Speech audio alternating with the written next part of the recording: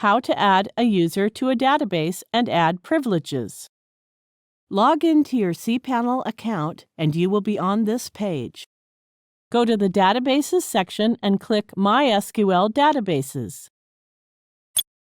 Scroll down to Add User to Database section.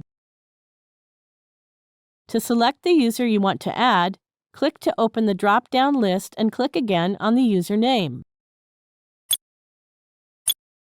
To select the database, click to open the drop-down list of databases and click again on the database name.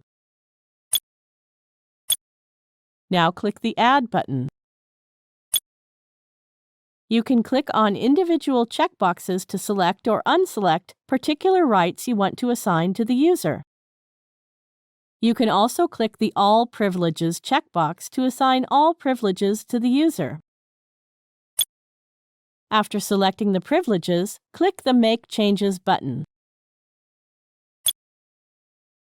That's it. Privileges have been assigned to the user for the selected database. Thank you for watching.